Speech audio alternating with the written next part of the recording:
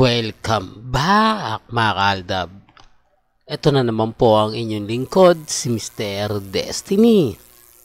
At magbibigay po tayo ng pinakamainit na update po ngayon sa social media mga kaaldab. Nakakatuwa lang po kasi kung anong init po ang pagsalubong kay Alden sa Santo Tomas, Batangas at sa Robinson Place, Manila at sa Robinson Place, Antipolo, ganun na ganun din po. Same talaga yung reaksyon ng mga netizen. Alam nyo, sa totoo lang po, napakaraming netizen ang nagtatanong na ito talaga ang kumbagang artista ang maraming napapabilib. Totoo naman po mga kaaldab, kapwa artista ni Alden, bilib na bilib po sa kanya. Talagang masasabi natin 101%. Iba talaga si Richard Paul Quezon. Iba talaga ang isang Alden Richards. Yan ang katotohanan hindi po nila matanggap. Na kapag si Alden Richards gumawa talaga ng pelikula, umaabot sa 60-70 million ang naibentang ticket. Grabe, no? Ano pa to kumbaga, masasabi natin na panahon talaga ng yung bagsak ang pelikulang Pilipino. Sinasabi ko lang po ito, marami nagre-react, hindi daw. Okay lang naman. Alam ko naman po na nang iinis lang po sila.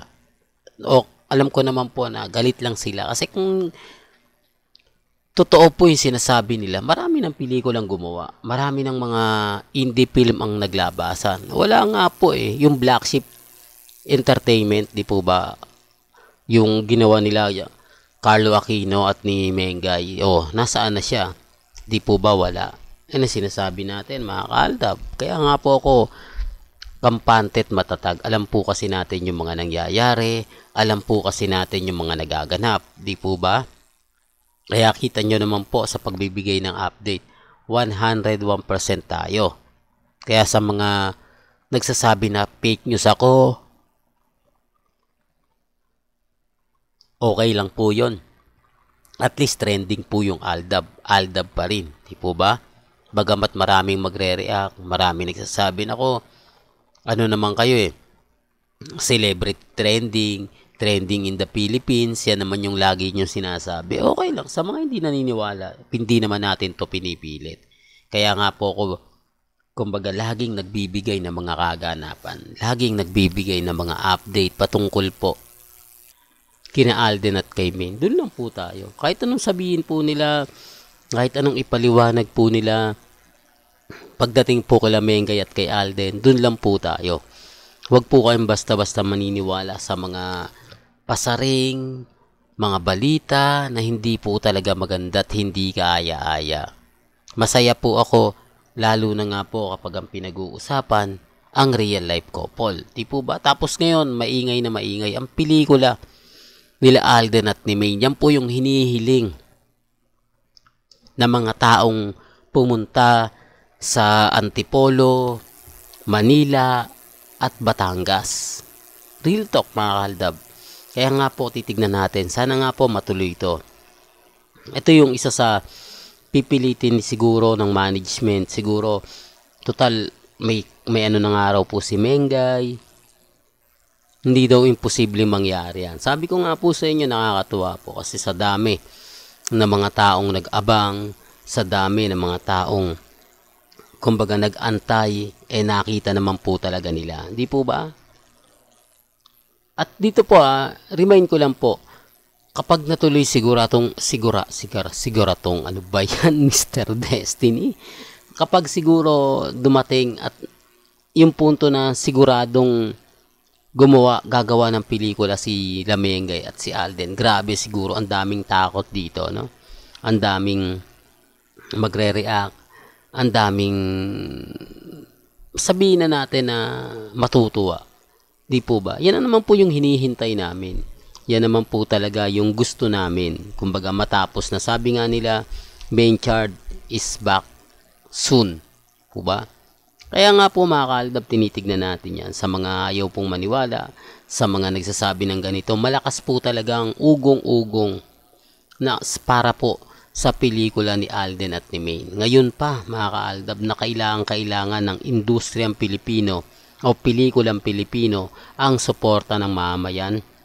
Dahil nga po sa ganitong ginawa ni Alden, kahit papaano magkakaroon.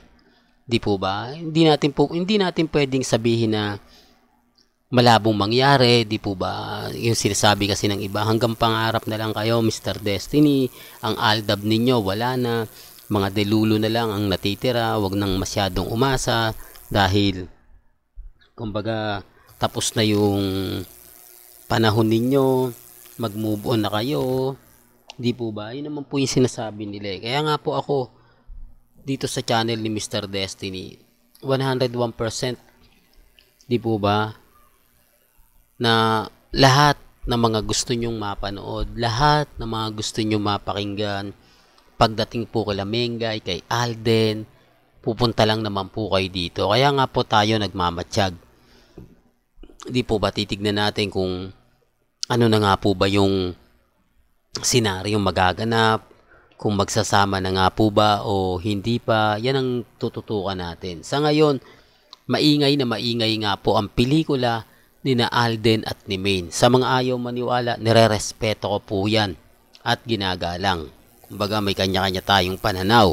Pero kung titignan at susuriin ninyo kung sino talaga yung nagsasabi ng totoo at fake news, nirerespeto ko po kayo at ginagalang. Darating naman po yung point na madali nyo pong maiintindihan si Mr. Destiny. Sabi ko nga po kung true-blooded Aldab Nation kayo since 2015, madali po tayo magkakaintindihan. Real talk yan mga ka-Aldab. Kaya nga po yung iba medyo nagugulat kasi hanggang ngayon matatag pa rin po tayo. Hanggang ngayon nakikipaglaban pa rin po tayo. Well, hanggang dito na lang po ang ating latest updates. Kaya kung gusto nyo pa po ng pinaka-latest at mga sariwang update, abay tumutok lang po kayo sa channel ni Mr. Destiny para updated po kayo sa mga bagong video po na ilalabas po natin. Kaya kung bago ka lang sa channel na to at isa kang true-blooded Aldab Nation na nagmamahal po kila Mengay at Isoy, tama po ang channel na pinuntahan mo, kaya consider na po kitang bagong subscriber. At huwag mong kalimutang i-share ang mga video po natin sa mga mamis, sa mga titas at sa mga senyor. Hanggang sa muli, salamat po sa panonood at pakikinig.